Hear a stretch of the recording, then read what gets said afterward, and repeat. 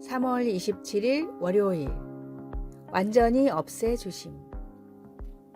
영국의 기술자 에드워드 네원이 연필 지우개를 발명한 것은 빵 조각을 집으려 하다가 실수한 것이 계기가 되었습니다. 1770년 당시에는 딱딱해진 빵 조각으로 종이에 있는 자국을 지웠습니다. 그런데 실수로 라텍스 고무 조각을 집어들었던 네원은 그것으로 잘못한 부분을 지울 수 있었고 남겨진 고무 부스러기도 손으로 쉽게 쓸어낼 수 있다는 것을 알게 되었습니다. 마찬가지로 우리가 살면서 저지르는 아주 심한 실수들도 쓸어 없애 버려질 수 있습니다. 바로 생명의 양식이 되시는 주님께서 자신의 목숨을 바쳐 그것들을 깨끗하게 하시고 우리의 죄를 결코 기억하지 않겠다고 약속하셨습니다. 이사야 43장 25절은 이렇게 말합니다. 나 곧 나는 나를 위하여 내 허물을 도말하는 자니 내 죄를 기억하지 아니하리라. 이것이 아주 놀라운 해결책으로 보일지 몰라도 우리에게 그럴 만한 자격이 있는 것은 아닙니다. 많은 사람들이 하나님께서 우리가 과거에 지은 죄를 아침 안개처럼 쓸어 없애 주실 수 있다는 사실을 쉽게 믿지 못합니다. 모든 것을 알고 계시는 하나님께서 우리의 죄를 그렇게 쉽게 잊어버리실까요? 그것이 바로 우리가 예수님을 우리의 구주로 받아들일 때 하나님께서 하시는 일입니다.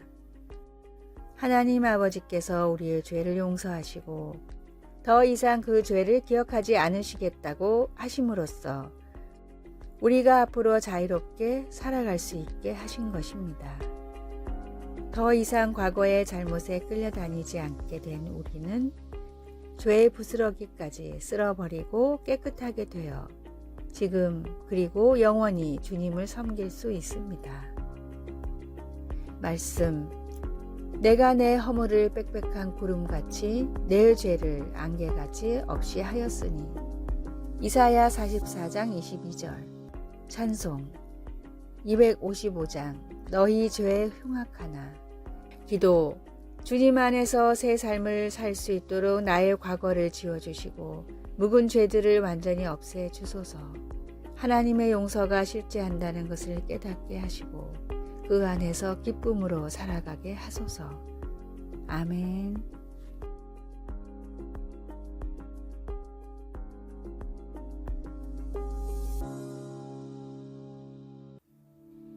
(3월 28일) 화요일 더욱 모여야 하는 이유. 마틴 루터는 제자들에게 항상 모이기를 패하지 말고 서로 권하라 라는 히브리서 10장 25절의 말씀을 중요하게 가르쳤습니다. 그 이유는 사람은 혼자 있을 때 죄를 지으며 우리는 연약하기 때문에 서로를 향한 권면과 기도로 붙들어줘야 하기 때문입니다. 마틴 루터는 이 말씀을 다음과 같이 가르쳤습니다. 대부분의 죄는 혼자 있을 때 짓게 되며 큰 죄일수록 더욱 그렇다. 하와가 혼자 있을 때 마귀가 찾아와 유혹했다. 대부분의 사람들은 혼자 있을 때 살인을 저지르고 물건을 훔치고 성적인 죄를 저지른다. 마귀는 고독을 이용해 사람들을 잘못된 길로 이끄는 속성이 있기 때문이다. 성도들이 함께 모여 있게 되면 부끄러워서라도 죄를 짓지 못한다. 예수님은 두세 사람이 주님의 이름으로 모인 곳에 함께 하신다고 말씀하셨다. 주님이 계신 곳에서 어찌 죄를 짓겠는가? 나 역시 혼자 있을 때 죄를 짓는다. 하나님은 우리를 교제하도록 지으셨고 혼자 있게 짓지 않으셨다. 끼리끼리 모인다는 말이 있는 것처럼 주님이 다시 오실 그날이 다가올수록 우리는 함께 모여 찬양하며 주님의 이름을 높이는 일에 힘써야 합니다. 혼자 있는 나의 모습이 어떠했는지 생각해 봅시다. 오늘의 말씀, 모이기를 패하는 어떤 사람들의 습관과 같이 하지 말고 오직 권하여 그날이 가까움을 볼수록 더욱 그리하자. 히브리서 10장 25절. 오늘의 찬송, 220장 사랑하는 주님 앞에. 오늘의 만나. 주님의 재림이 다가올수록 함께 모여 찬양하며 주님을 높이게 하소서. 나는 혼자 있을 때 주로 어떤 일을 하는지 점검해 봅시다.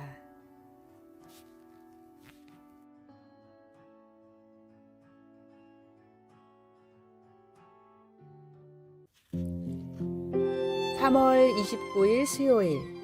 우리를 위한 수공품. 텍사스주의 경연대회에서 입상한 경력이 있는 아주 재능 있는 재봉사 할머니가 있었습니다. 할머니는 사람들에게 인생의 특별한 때마다 직접 손으로 꿰매 만든 선물을 주시며 정성으로 축하해 주시곤 했습니다. 어떤 학생이 고등학교를 졸업할 때는 진홍색 모헤어 스웨터를, 이웃 청년이 결혼할 때는 청록색 누비 이불을 만들었습니다. 할머니가 만든 선물마다 접힌 모서리에는 너를 위해 만든 문나의 수공품이라는 서명 태그가 있었습니다. 그곳에 수놓인 글자 하나하나는 사람을 향한 할머니의 사랑을 담고 있었으며 장래에 대한 할머니의 믿음을 강력히 웅변해 보여주었습니다. 바울은 에베소 교인들에게 보낸 서신에서 이 세상 삶의 목적을 언급하면서 그들을 그리스도 예수 안에서 선한 일을 위하여 지으심을 받은 하나님의 작품이라고 묘사했습니다. 여기서 작품은 예술작품, 즉 걸작품을 말합니다. 바울은 이어서 설명하기를 우리를 창조하신 하나님의 작업은 이 세상에서 하나님의 영광을 드러내기 위해 선한 일을 하는 우리의 작업. 다시 말해 우리와 예수님과의 관계 회복을 이끌어낸다고 했습니다.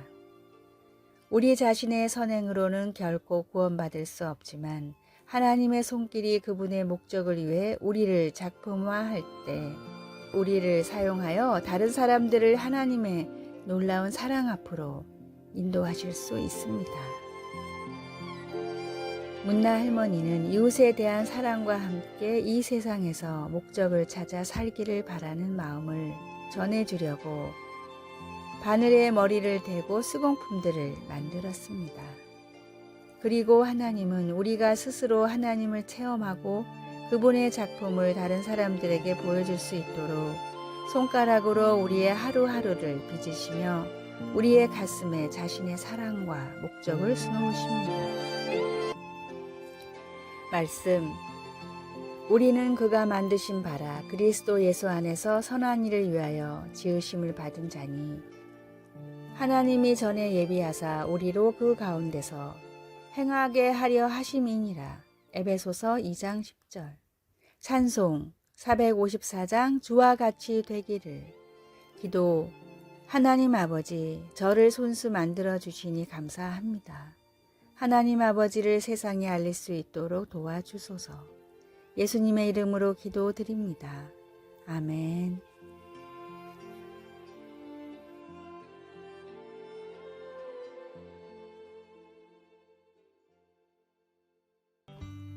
(3월 30일) 목요일.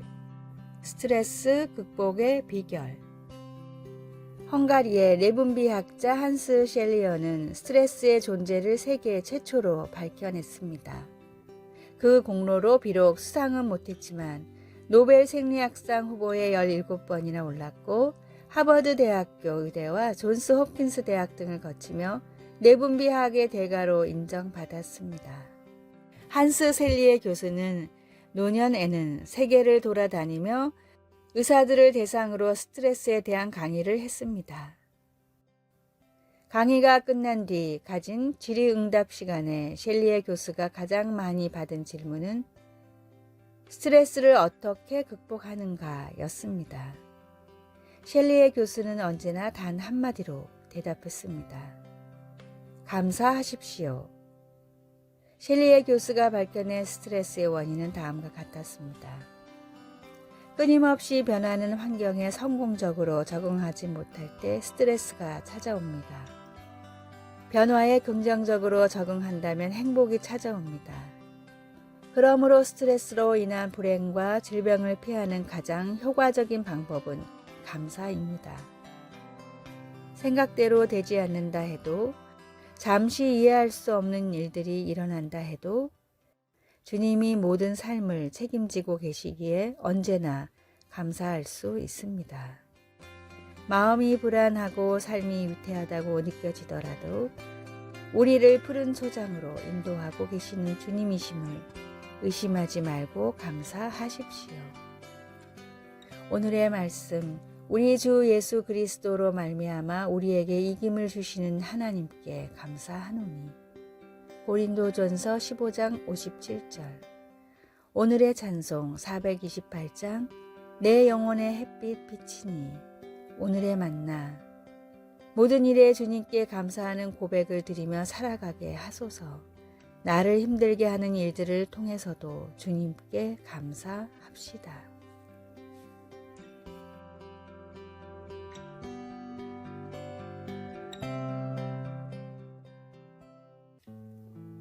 (3월 31일) 금요일. 잘못된 판결의 짐 감당하기.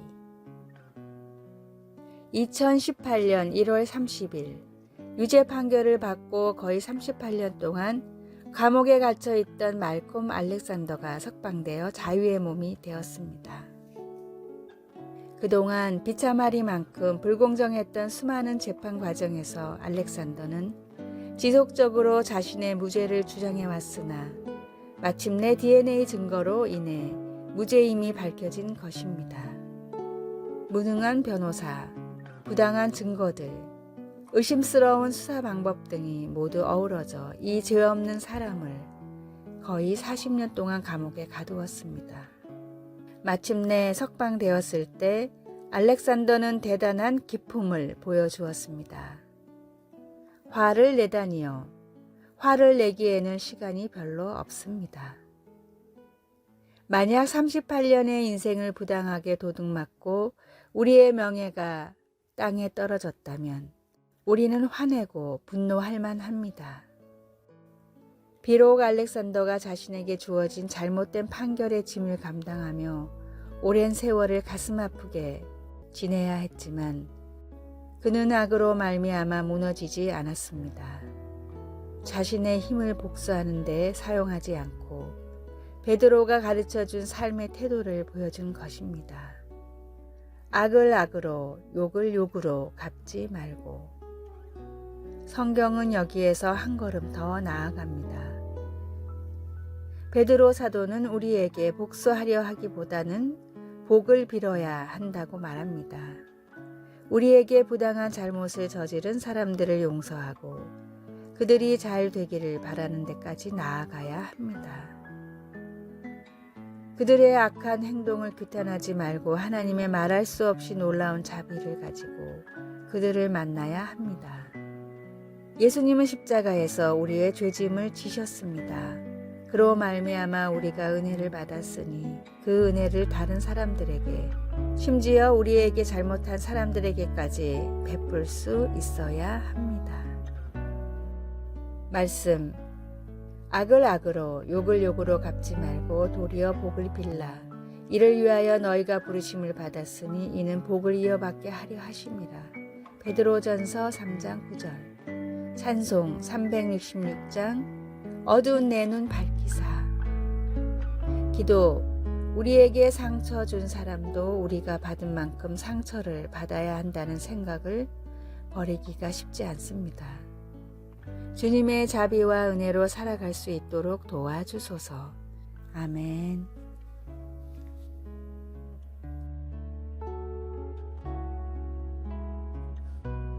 아래의 빨간색 글자 구독을 누르시어 더 많은 전도의 열매를 맺으시기를 기도합니다.